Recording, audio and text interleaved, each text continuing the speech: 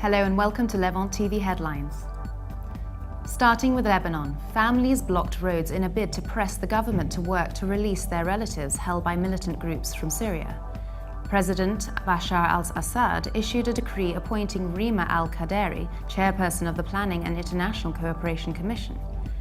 Iraqi forces, aided by US airstrikes, have broken through to the jihadist besieged town of Amali, where thousands have been trapped over 2 months with dwindling food and water supplies.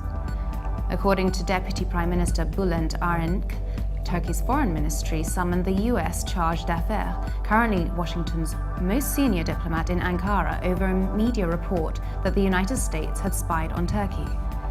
And finally, Iranian Foreign Minister Mohammad Javad Zarif was to hold talks with top EU diplomat Catherine Ashton in Brussels, warning fresh US sanctions on entities linked to Tehran's nuclear program.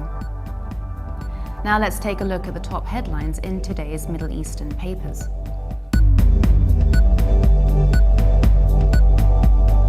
From the UAE, the Khalij Times reports that 3 have been killed and hundreds injured in 15 hours of Islamabad battle. Pakistani opposition leader Imran Khan vowed on Sunday to protest until the last breath as ongoing clashes between his supporters and police outside the Prime Minister's residence left 3 people dead and hundreds injured. The paper also reports that Israel announced plans on Sunday to expropriate 400 hectares of Palestinian land in the Bethlehem area in the south of the occupied West Bank, the military said. From Lebanon, the Daily Star states that while the trial of Islamist militants at Roumieh prison will be put on the front burner in an effort to defuse the hostage crisis gripping Lebanon, rumors that prisoners will be released without trials are baseless. The paper also reports that families blocked roads across Lebanon in a bid to press the government to work to release their relatives held by militant groups from Syria. The Egypt Independent reports that security services arrested on Saturday more suspects affiliated to the Helwan Battalion's armed group. Informed security sources said the new suspects affiliated to the group, which posted videos on the internet threatening terrorist actions against police and military, are Mohammed Ibrahim and Mohammed Ahmad Khalil Ahmed.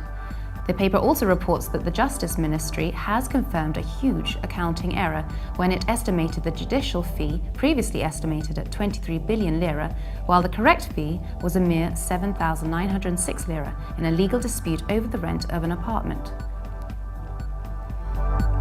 Now let's take a look at the top Middle East headlines from the UK papers.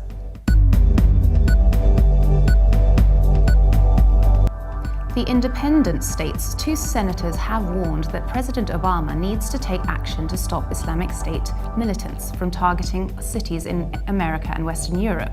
Without offering specifics on any threats or suggestions on how to confront them, the leaders of the Senate and the House of Representatives intelligence committees urged the White House to work to prevent the Islamic State extremists from launching attacks on US soil.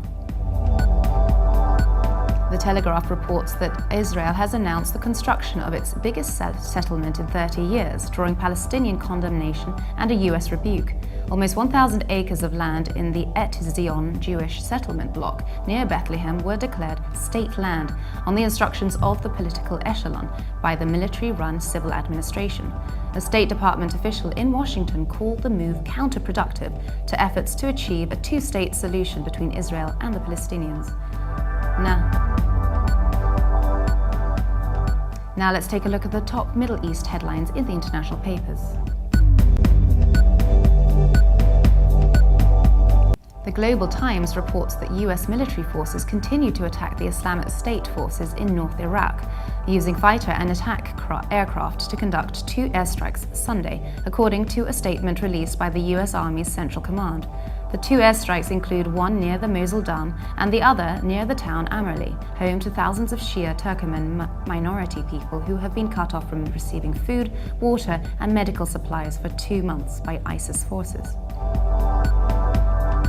The Deutsche Welle states that the German government has announced it will supply 70 million euros worth of high-end military equipment to Kurdish forces fighting Islamic State militants in Iraq.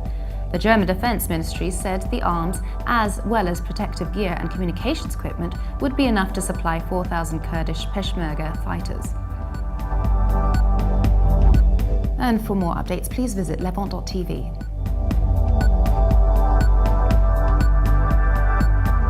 Thanks for watching. Be sure to join us again tomorrow. Bye for now.